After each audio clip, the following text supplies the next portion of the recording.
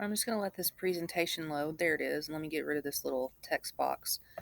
So you guys have been going through Apex and trying to learn about biomolecules and all the things. And so I wanted to just do like a quick summary. And I have also attached the PDF that I kind of just annotated it in class, and we went through and we talked about all the things. So this way everything's going to be in one place. So carbohydrates, the first thing I want to talk about is how everything has carbon. And so we kind of just ignore the carbon and we look at the amount of other elements in order to determine if it's a carb or lipid and then or protein or nucleic acid. So I had the kids add that all the biomolecules are organic, therefore they all have carbon. So we're not even pay attention to carbon. In carbohydrates, their function is to serve as an energy source for the cell and also sometimes structural support in plant cells. Specifically, cellulose is a polysaccharide that gives plant cells, uh, composes the cell wall. And in carbohydrates, if you were given a diagram or a chemical formula, all you'd have to do is count the hydrogen and the oxygen. And if it's exactly a 2-to-1 ratio, then it's a carb. Lipids function as long term energy storage, and also they can lots of other things. And one important functions. They're the component of cell membranes, and a phosphate head with two fatty acid tails makes a phospholipid. And in lipids, the hydrocarbons or the hydrogen and carbons are like way more plentiful. So you're going to see tons of hydrogen and carbon and like very few oxygens. So that ratio is greater than. Proteins have lots of different functions, including but not limited to these three. They speed up chemical reactions, those are enzymes. They can serve as transport molecules. They can be embedded in a cell membrane and allow things to pass into and out of the cell, and they build and repair cells. Now, the thing about proteins is they also have carbon, hydrogen, and oxygen. They have nitrogen. So if you were given, again, a list of elements or uh, like the diagram that I'm going to go that's just underneath this, you're going to look for nitrogen. And so if it's CHON, then it's going to be a protein.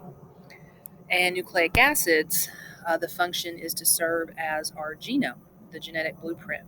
And they have an additional element that was not present in the other three, and that's the phosphorus.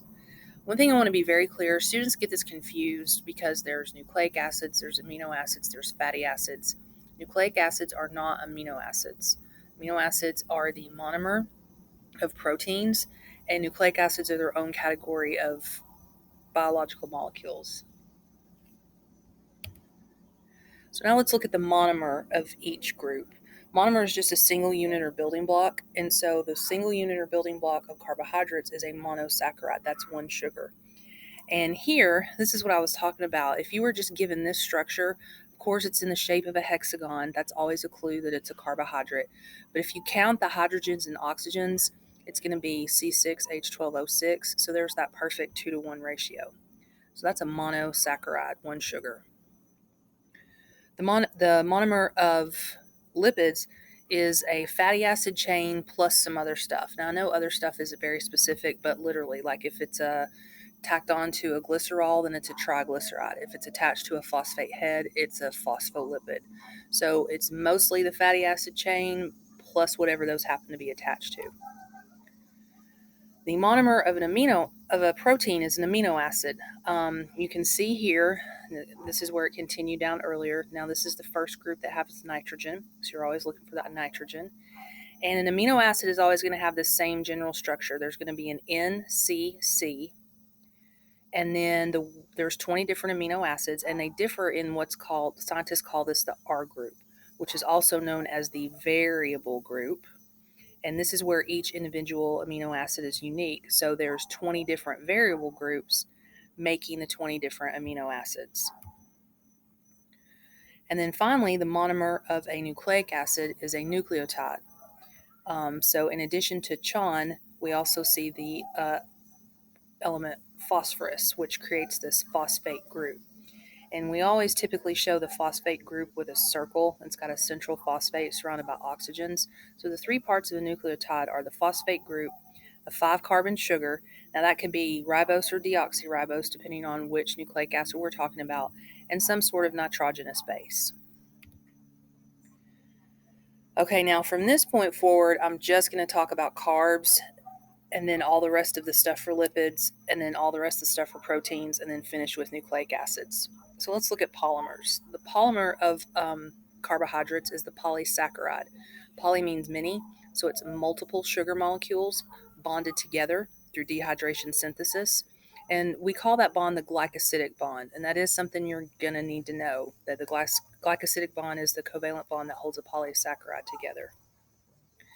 Examples of carbs, you've got glucose, which is a monosaccharide. Sucrose, also known as table sugar, is a disaccharide.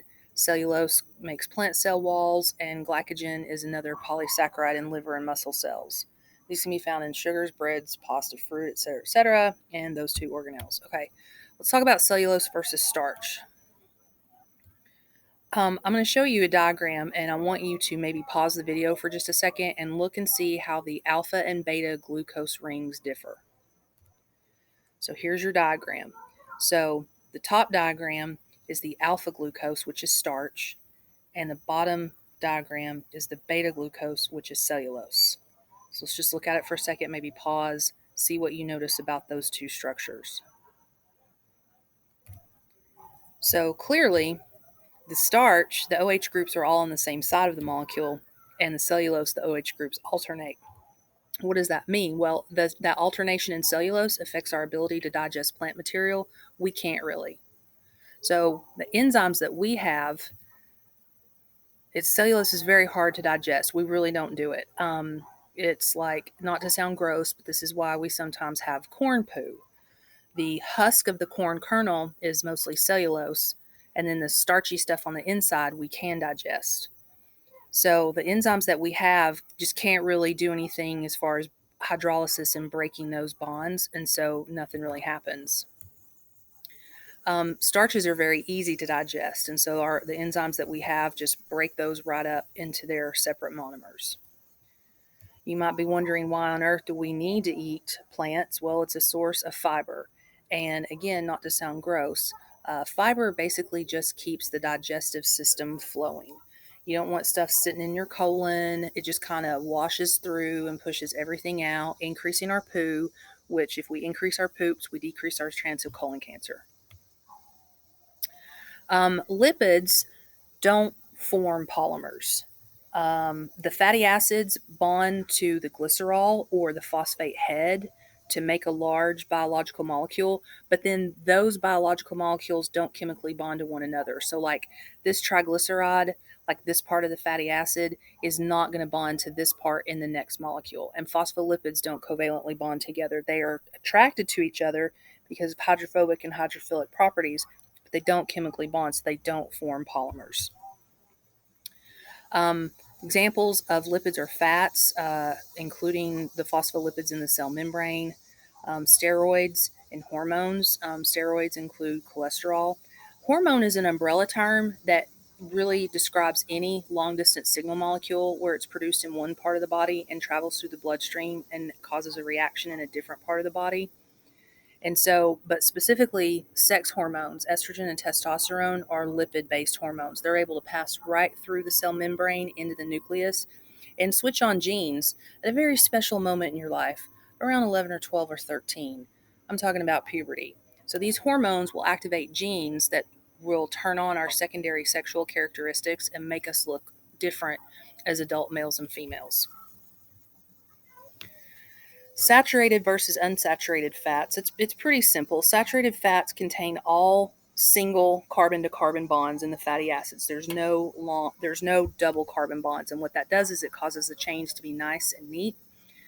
They can stack on top of each other, and they tend to be solid at room temperature. Unsaturated fatty acids do have a double bond somewhere in there between two carbons, and that causes a little kink. And so the kinks prevent the molecules from packing tightly together. So these tend to be liquid at room temperature. These are like plant fats and fish fats and vegetable oils. So so you can see where everywhere there's a little kink, a little kick out right here, that means that there is a double bond in between the carbons. The polymer of proteins is a polypeptide chain.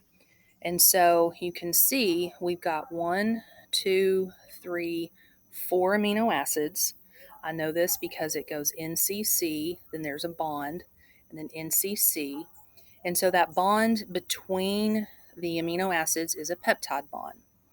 And it's the interactions of those specific R groups that determines protein structure, and it's the structure of the protein that determines its function.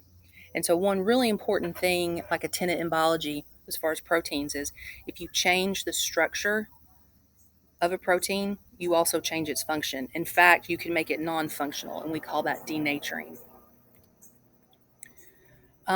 Examples of proteins are enzymes, which speed up or catalyze chemical reactions, antibodies, which fight off, foreign invaders in our body, hemoglobin, the protein in your blood. They can be receptor proteins, receiving signals and then transmitting those signals into the cell. They can be transport proteins. Proteins can also be hormones. And so this will be a non-steroid hormone like insulin, which is what triggers your glucose transport proteins to open, allowing glucose to flow into the cell.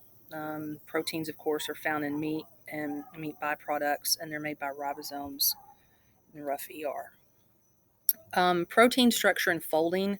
So this is what it looks like on your notes. We're just going to go through each of the structures. So the first is primary structure, which is just the original sequence of amino acids.